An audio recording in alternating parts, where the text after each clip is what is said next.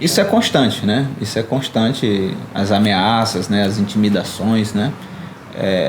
Em relação a mim, em relação às muitas lideranças, né? Da zona rural, os presidentes de associações, isso de que de que pode preparar o caixão, né? De que isso não vai ficar assim. Mas isso a gente sabe que faz parte do enfrentamento da luta, né? E em nenhum momento isso vai nos intimidar, em nenhum momento isso vai intimidar as comunidades de lutar pelo seu legítimo direito, né? De ter acesso à terra e aos bens da natureza.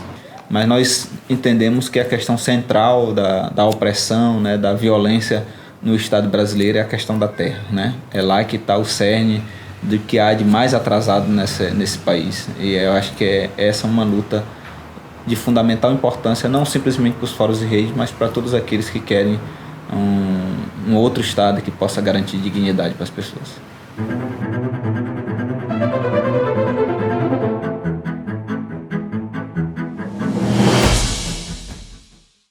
Bom dia aos companheiros do jornal Nova Democracia. Para a gente é uma satisfação também estar aqui, né, na redação e receber também a solidariedade, né, onde nós temos passado tanto no estado de Minas Gerais, no estado de São Paulo, hoje aqui no Rio de Janeiro. Nós temos recebido isso, né, de uma forma muito positiva, saber que nós não estamos só no Maranhão, de que essa luta não é uma luta localizada, né, mas é uma luta de todos os homens e todas as mulheres que querem um novo país, uma nova sociedade que respeite o ser humano e que respeite a natureza. Assim, a derrubada de cerca no Maranhão, ela não é um resultado a partir simplesmente da vontade do povo, né? Mas ela é resultado de uma opressão do Estado brasileiro, né? As pessoas, na verdade, ao cometer o crime, né, de exercício arbitrário das próprias razões, isso só acontece quando todas as vias legais, né, do Estado que é responsável de fazer, não o fez, né? Então é preciso que isso fique claro, até porque para não passar a ideia do discurso do sistema de polícia do Maranhão, do sistema do Ministério Público, que acusa as comunidades de 3 crimes, principalmente. É por isso que os camponeses estão presos, que é o crime de exercício arbitrário das próprias razões, ou seja, as pessoas não estão esperando o Estado fazer, que é quem é legítimo para fazer.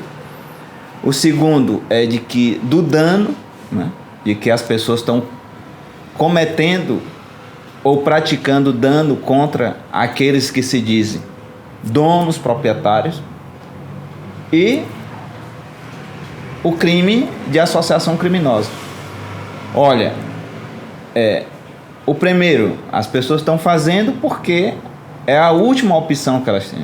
No Maranhão, as comunidades já denunciaram várias vezes na delegacia de polícia, no Ministério Público, em todos os órgãos do Estado, denunciando de que existe um crime, né, que é o crime de cercamento de terra pública, que é o crime de apropriação de terra pública, e as autoridades ficaram inertes, ficaram paradas em relação à queixa, à denúncia feita pelas comunidades, né? O delegado de polícia de Arari, ele fez uma opção clara. Quando era denúncia das comunidades, ele não investigou, não tem um processo, não tem um inquérito na delegacia de polícia investigando o crime cometido pelos latifundiários. No entanto, quando as queixas vêm dos latifundiários, vêm dos grileiros, de quem tem cerca nos campos públicos, né, isso rapidamente se imputa às comunidades e às lideranças, principalmente, esses 3 tipos de crime. Ou seja, nenhum dos 3 tem sustentação nem do ponto de vista jurídico, né, e nem do ponto de vista social. Primeiro, porque as pessoas...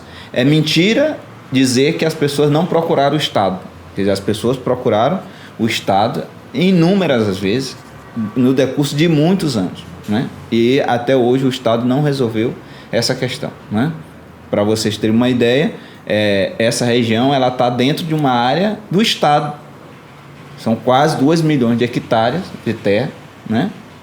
Onde está localizado uma média de 43 municípios, com uma quantidade de mais de 1 milhão de pessoas, né? Que, ou de forma direta ou de forma indireta, necessitam dessa região, dessa área, né? Que não é simplesmente uma área de interesse da sociedade maranhense, mas é uma área de interesse internacional, né? Porque o Brasil firmou um pacto internacional com outras nações do mundo, dizendo que essa área ela tem inclusive um tratado internacional chamado Tratado de Ramsar, que é que tem a proteção sobre as áreas úmidas do mundo inteiro. E no Brasil tem 2 regiões, que é a região do Pantanal e essa região do Maranhão, que tem que ter, a partir do Estado brasileiro, essa responsabilidade com outras nações também do mundo. Então, nós sabemos que esse tipo esse tipo de comportamento das autoridades do Estado brasileiro é um comportamento que não é de agora, né? É um comportamento recorrente, né? De quem ocupa as funções do Estado de criminalizar principalmente os mais pobres nesse país, né? Seja ele da favela, seja ele das cidades pobres e principalmente do campo, né? Isso é algo recorrente, é algo...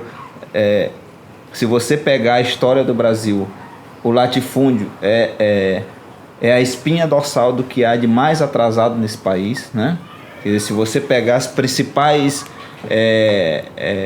precarização, trabalho escravo, você vai encontrar justamente na zona rural, né? Se você pegar qual o tipo de morte que é feita no Brasil, ela é de forma mais cruel no campo, né? Da violência, da pistolagem, da intimidação, né? E são pessoas que muitas das vezes ocupam cargos no Estado brasileiro, como é o caso do Maranhão. Nós temos uma quantidade de gente que não é assim, não é o fazendeiro na cabeça um pouco de muita gente, o latifundiário atrasado, que não conhece, não é nada disso. No Maranhão, quem tem cerca em terra pública é justamente quem conhece a legislação. São delegado de polícia, vereador, subprocurador, desembargador, né? Quer dizer, nós precisamos denunciar isso, e a nossa tarefa também é essa, né? De que não estão criminalizando simplesmente uma comunidade isolada, um estado isolado, mas estão criminalizando uma forma de resistência daqueles que não têm outro meio de luta senão a resistência a partir da sua própria organização, né? Falo isso como advogado, né? Como advogado militante, e no Maranhão tem algo mais grave, né? Que não é simplesmente criminalizar as comunidades, mas criminalizar também aqueles que fazem a defesa técnica, inclusive, dessas comunidades. Para você ter uma ideia, no Maranhão, respondo só na OAB, respondo uma quantidade de representações feitas por latifundiários, pedindo a suspensão, a cassação da minha carteira, né, a minha habilitação como advogado, e nas delegacias de polícia uma quantidade de inquéritos, né, inclusive pedindo a minha prisão preventiva, querendo me proibir de ter acesso às comunidades, né, quer dizer, de orientar, de fazer o trabalho que é o trabalho que qualquer advogado nesse país tem que fazer, né? Assim, em relação ao que o campo produz, né, é algo... Parte do alimento é dado pela natureza, né? Então o peixe, ele é do campo, né? Os lagos ficam os peixes, e esse lago também, essa região, as pessoas utilizam para criar animais de pequeno porte, né? O porco, o gado branco. E o cercamento, a consequência disso é que o cercamento, os fazendeiros, os latifundiários colocam cercas, e colocando as cercas, os animais que adentrarem, entrarem nessa área, que eles se auto-intitulam donos, eles começam a matar, né? Então veja que a questão do alimento dos campos tem uma fundamental importância para as comunidades. Por quê? Porque as pessoas ficam impedidas do seu livre trânsito, né? Ou seja, de ir e vir.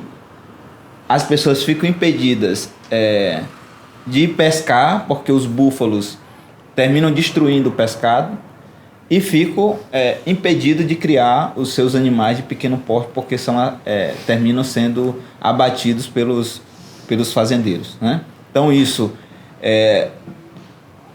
na verdade é a condenação dessas comunidades ao genocídio, né? Por quê? Porque o que se está em jogo é justamente a questão da segurança alimentar dessas comunidades, né? Se as comunidades não tiverem acesso a esses bens da natureza, que é dado pela natureza para retirar o seu alimento, o seu sustento do dia a dia e das suas famílias, as pessoas estão fadadas a morrer de fome. É uma produção de subsistência, basicamente, ou leva também alguma coisa para a cidade, dessa produção? Não, leva para a cidade, porque o pescado é um pescado em abundância, né? E o porco geralmente é comercializado na cidade, né? E o gado também, né? Então não é um benefício simplesmente das comunidades rurais, né? É um benefício de toda a cidade, porque termina fortalecendo o comércio da cidade, né? Ou com a venda do gado, ou com a venda do porco, né? Ou com a venda do pescado. E muita gente da cidade também termina utilizando desses campos para pescar, né? Porque as cidades geralmente são muito, muito próximas. Se você retira aquilo que ainda há de garantia da sobrevivência das pessoas, né? Que não é nada dado pelo Estado, né? Que não é, quer dizer, é dado pela natureza. Quer dizer, se você tira de um povo pobre o seu próprio direito de viver, que é o seu próprio direito de se alimentar, quer dizer, não há sentido as pessoas ficarem num local se as pessoas não podem construir uma casa, se as pessoas não têm o que comer. Quer dizer, o que acontece é o que está acontecendo no Maranhão, que o Maranhão hoje é um dos principais exportadores de mão de obra juvenil, né? Então os jovens praticamente não estão vivendo nas comunidades, estão vivendo de trabalhos precarizados nas obras quando tinha, e hoje nem isso, né? Ou então estão nas periferias das cidades, né? E isso é muito complicado, porque praticamente as pessoas estão impedidas, né? As pessoas, senão o camponês sem a terra não existe possibilidade alguma de as pessoas permanecerem nas comunidades. Na verdade, no Brasil, assim, e no Maranhão não é diferente, né? Na verdade, eles se entrelaçam, né? Na verdade, não é nem conluir. Geralmente, quem exerce funções do Estado ou é ligado diretamente, ou é filho de fazendeiro, ou é filho de latifundiário, ou tem parente, ou tem relação, né? Então, a elite brasileira, ela foi se constituindo também muito a partir disso, né? As pessoas às vezes vão à universidade, têm uma possibilidade de estudar, mas as suas origens, né, as suas relações, elas são geralmente relações arcaicas, né, escravocatas, né? Quer dizer, no Maranhão nós temos exemplo disso, né, de juízes que são juízes de direito, mas nas suas fazendas tem trabalho escravo, né? Quer dizer, essas coisas que tem no país inteiro, e no Maranhão não é diferente. Então, e no Maranhão é isso, né? Quem tem em Arari, por exemplo, isso é de forma muito explícita, de que tem gente que é funcionário público ou exerce algum tipo de cargo ou poder no Estado e que estão lá cometendo crimes, né? E no nosso sentir, essas pessoas têm que responder criminalmente e têm que ser presas, né? Essas pessoas que deveriam estar presas, e não os camponeses que estão lutando por nada mais, nada menos do que a sua própria sobrevivência. Algo doloso, né, algo intencional de criminalizar um movimento, né, que é os Fóruns de Rede de Cidadania no Maranhão. Então isso está de forma muito clara nas petições, né, isso está muito claro nas representações feitas pelo delegado, nos pareceres do Ministério Público, né, e nas decisões do Poder Judiciário. Então isso tem que ficar claro, né, que isso faz parte de uma estratégia política também de criminalizar as organizações sociais, né? Então, os crimes geralmente são os mesmos que são imputados, né? Quer dizer, você dizer que camponês no Brasil e no Maranhão, quer dizer, é uma organização criminosa, né? Quer dizer, as pessoas deliberaram cometer crimes, isso isso na verdade é uma chincana jurídica, né? Isso não tem fundamento nenhum. E no nosso movimento, no Maranhão, nós temos, além dos presos, nós temos uma quantidade de dezenas de pessoas, né? Com medidas cautelares diversas da prisão, ou seja, não podem derrubar cercas, não pode transpor, né? Não pode, quer dizer, ainda que não estejam presas do ponto de vista da carceragem, né, do presídio, mas estão presas muitas das vezes de exercer o seu livre direito de manifestação, né, de se contrapor àquilo que o Estado tá impondo, né? Então, assim, no Maranhão, nós tivemos uma quantidade de presos, nós temos hoje uma quantidade de gente presa e nós temos uma quantidade de gente com medidas cautelares diversas da prisão que a qualquer momento podem ser presos, porque basta o fazendeiro dizer que a propriedade dele foi invadida ou de que a cerca foi derrubada, comunicar para o delegado vai dizer, olha, ele descumpriu, o nome dele está aqui e vai mandar prender, que é um pouco isso que está acontecendo em Arari, né? Quer dizer, não tem provas robustas em relação a isso, não tem identificação, na verdade são apontamentos daqueles que querem acirrar a luta para ter ainda mais gente criminalizada da nossa organização. Isso é constante, né? Isso é constante, as ameaças, né? As intimidações, né? Em relação a mim, em relação às muitas lideranças, né? Da zona rural, os presidentes de associações, isso de que pode preparar o caixão, né? De que isso não vai ficar assim. Mas isso a gente sabe que faz parte do enfrentamento da luta, né? E em nenhum momento isso vai nos intimidar, em nenhum momento isso vai intimidar as comunidades de lutar pelo seu legítimo direito, né, de ter acesso à terra e aos bens da natureza. Na minha cidade, principalmente na minha comunidade, ainda tem a resistência dos grileiros, do latifundiário, cercando grandes áreas dos campos inundáveis. A proibição da roça da cultura familiar e até a construção de casas, da moradia. Isso é um pouco complicado lá, porque eles não deixam, querem massacrar do jeito que eles querem. E a gente, junto com o movimento, a gente tem tido grandes resultados, principalmente na minha comunidade. A gente tem resistido mesmo, feito mesmo na marra essas casas. A gente está para fazer agora uma roça comunitária para mostrar que a gente está fazendo retomada para o bem daquela comunidade ali. Apesar de ele já ter mandado um grupo fazer a notificação a esses latifundiários para tirar a cerca do campo, mas eles resistem. E é por isso que a gente faz na marra, porque a gente sabe que os campos são públicos, a terra é uma terra...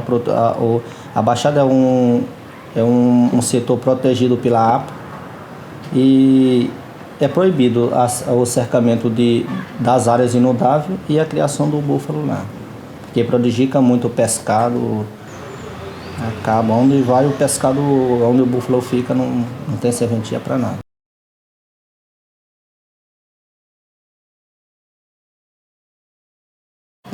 Para a gente é muito importante porque, como falar da prisão, eu fui um dos presos que passei 71 dias e mais um na penitenciária de Viana. E ter esse apoio é muito importante para o nosso movimento, porque é mais apoio em divulgar o que está acontecendo no Maranhão, porque o governo Flávio Dino é um governo que vai para a televisão dizer que o Maranhão é aquelas mil maravilhas, que ele faz isso e aquilo para o povo, e na verdade não é isso.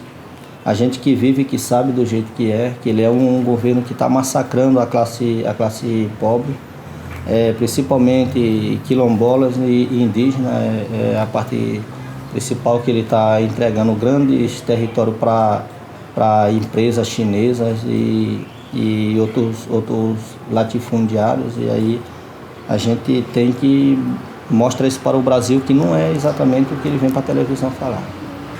A minha prisão aconteceu pela madrugada, por volta das 3h30 da madrugada.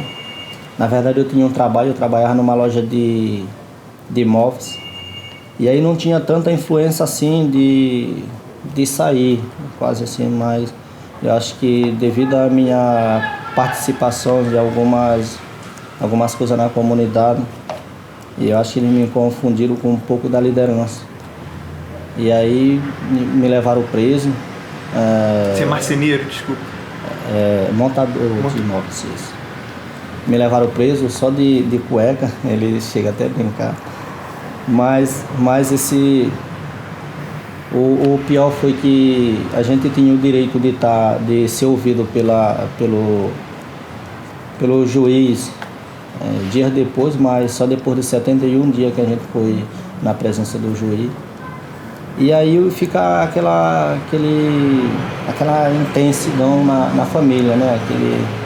Minha filha ainda chegou a ser encaminhada para psicóloga, porque ela ficou com um pouco de tormento devido da maneira que a polícia chegou, quebrando tudo dentro de casa. E a minha prisão foi, acho que o Estado, às vezes, chegava a visita e perguntava se a gente estava em cela especial, e não era. A gente estava junto com todo tipo de criminalidade, traficante, assassino, pessoas que roubam, esse tipo de coisa. A gente não teve um tratamento de preso político, não foi isso que fizeram com a gente. Sem nenhuma prova, sem nenhuma prova, sem mandados, sem nada.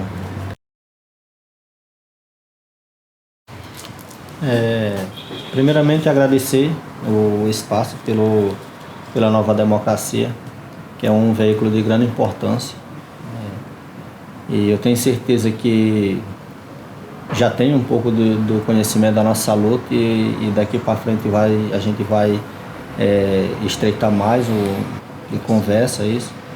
E a gente está nessa caminhada para exatamente fazer isso, mostrar a nossa luta, dizer por que o movimento Foras e Rede está aí no Maranhão, se expandindo pelo país, que acreditamos que a junção de todas as classes é importante para fazer a retomada de um novo governo, fazer um governo para que todo mundo tenha vez e voz. Isso é importante. E mais uma vez agradecer o apoio e o abraço dos Foras e Rede à Nova Democracia. Agradecer, nós vamos sair também do Rio, né, do estado do Rio de Janeiro, mais fortalecido, saber que nós temos homens e mulheres por esse país que têm o nosso mesmo sonho.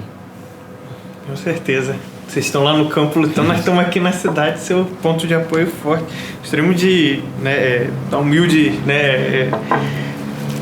presentinho, uma lembrança, né? Uma lembrança não pode sair sem uma lembrancinha. Agradeço muito. Né?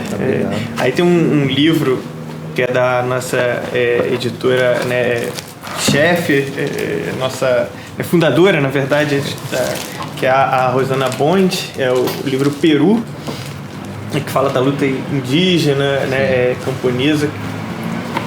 Ela ficou estudiosa, dessa luta na América Latina, e também alguns, um boné, eu só queria... Gostaria que você fizesse uma declaração. Claro. Em nome do jornal aí, porque a gente vai deixar na biblioteca. Biblioteca, tá ótimo. Depois de ler, a gente passa para lá. Porque em 2008, numa reunião da ABIN, Agência Brasileira de Inteligência, latifundiários e polícia e exército de Rondônia, ele falou, com a Liga tem que matar, não adianta prender. Então essa guerra não declarada, o Bolsonaro, na sua luta com o alto comando das Forças Armadas, né, pelo poder, que o principal é o alto comando, os gorilas do Haiti, né, declarou, nós respondemos que vai ser, nós declaramos que vai ser respondida com guerra, como nunca deixou existir no Brasil a guerra pela terra, o estado de guerra de militarização. E nesse processo, você constituir e está não só uma frente, mas uma direção.